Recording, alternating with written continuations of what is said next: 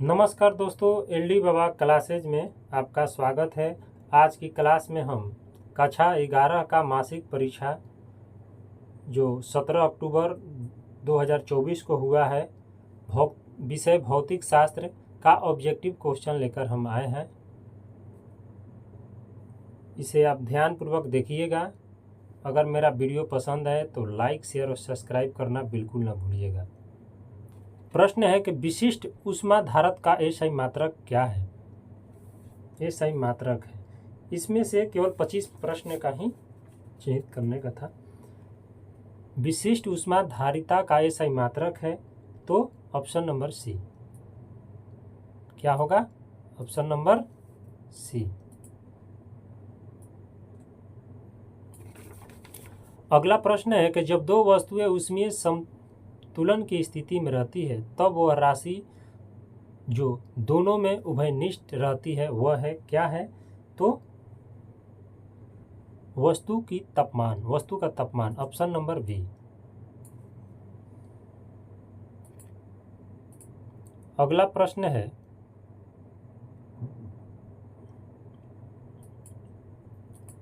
कि निम्नलिखित द्रव्यों में से किसकी विशिष्ट ऊष्मा धारिता सबसे अधिक है? तो इसका आंसर होगा ऑप्शन नंबर ए, तांबा। ऑप्शन नंबर ए, तांबा इसका आंसर होगा। अगला प्रश्न है कि निम्नलिखित में से कौन जलने का अधिक प्रभाव उत्पन्न करता है? तो ऑप्शन नंबर ए, गर्म वायु। अगला प्रश्न है कि 0 डिग्री पर बर्फ की नियत मात्रा को 60 डिग्री सेल्सियस पर पानी का उतनी ही मात्रा में मिला दिया जाए तो मिश्रण का अंतिम तापमान होगा क्या होगा? तो option number A, 0 degree Celsius. अगला प्रश्न है कि एक बर्तन में गर्म पानी 60 डिग्री सेल्सियस से 50 डिग्री सेल्सियस तक 5 मिनट में ठंडा होता है तो 50 डिग्री सेल्सियस से 40 डिग्री सेल्सियस तक ठंडा होने में लगा समय होगा कितना होगा? तो ऑप्शन नंबर बी, 5 मिनट से अधिक।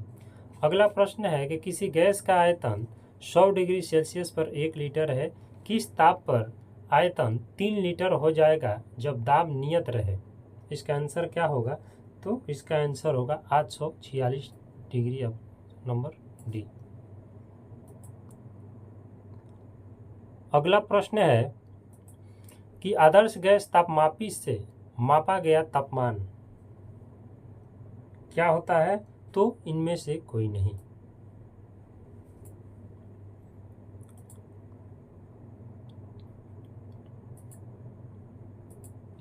अगला प्रश्न है कि ताप की अवधारणा मिलती है किससे मिलती है? तो ऑप्शन नंबर डी, ऊष्मागतिकीय के शून्यवां नियम से। अगला प्रश्न है कि एक गैस का मोलर द्रव्यमान m तथा ताप T के है तो दूसरे गैस का मोलर द्रव्यमान 2m तथा अणुओं का वर्ग माध्यम का मूल्य पहले की 1/4 है तो दूसरे गैस का तापमान होगा कितना होगा? तो ऑप्शन नंबर डी, T/8।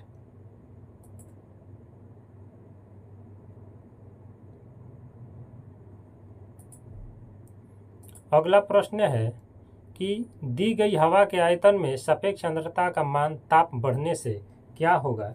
तो ताप बढ़ने से ऑप्शन नंबर ए, घटता है। अगला प्रश्न है कि समान तापमान पर स्थित दो गैसों ए तथा बी में ए की वर्ग मालूम मूल चाल बी के औसत चाल के बराबर है, इनके अणुओं के द्रव्यमानों का अनुपात होगा क्या होगा? तो 3:85। अगला प्रश्न है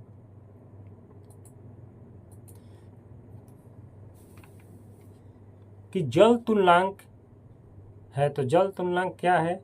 तो द्रव्यमान है कि आंतरिक ऊर्जा? तो द्रव्यमान।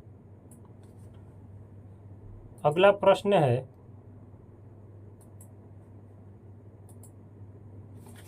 कि जल ऊष्मा का यांत्रिक तुल्यांक है, ऊष्मा का यांत्रिक तुल्यांक क्या है? तो ऑप्शन नंबर डी, इनमें से सभी।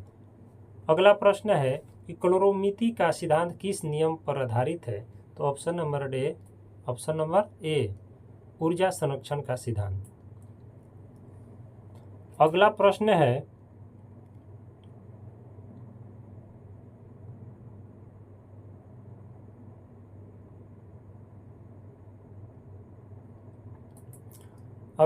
है कि निम्नलिखित में किसकी विशिष्ट ऊष्माधारिता सबसे कम होती है? तो इसका आंसर होगा ऑप्शन नंबर ए तांबा। अगला प्रश्न है कि 0 डिग्री पर 20 ग्राम बर्फ को 10 डिग्री पर के 40 ग्राम पानी में मिलाया गया तो परिणामी तापमान होगा, क्या होगा? तो option number A 0 degree Celsius. अगला प्रश्न है कि न्यूटन का शीतलन नियम निम्नलिखित में किसकी विशेष स्थिति है? तो इसका आंसर होगा ऑप्शन नंबर ए स्टीफन का नियम। अगला प्रश्न है कि निम्नलिखित में कौन संबंध सही है? तो ऑप्शन नंबर ए। अगला प्रश्न है कि ऊष्मागतिकी के प्रथम नियम में संरक्षित रहता है, क्या रहता है संरक्षित? तो ऊर्जा रहता है, ऑप्शन नंबर बी।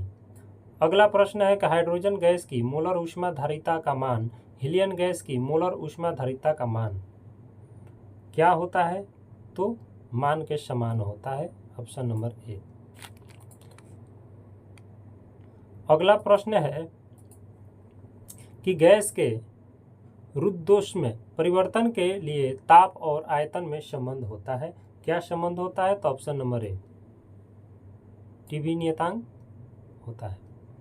अगला प्रश्न है कि नियत दबाव पर 27 डिग्री सेल्सियस ताप की किसी आदर्श गैस के आयतन को दोगुना करने के लिए आवश्यक तापमान क्या है? तो इसका आंसर होगा 327 डिग्री सेल्सियस। अगला प्रश्न है कि एक आदर्श इंजन 327 डिग्री सेल्सियस और 27 डिग्री सेल्सियस के बीच कार्य करता है, तो इंजन की क्षमता क्या होगी? तो इंजन की क्षमता 50% होगी। अगला प्रश्न है कि सूर्य से ऊष्मा हमें प्राप्त होती है, ऑप्शन नंबर सी विकिरण विधि द्वारा। अगला प्रश्न है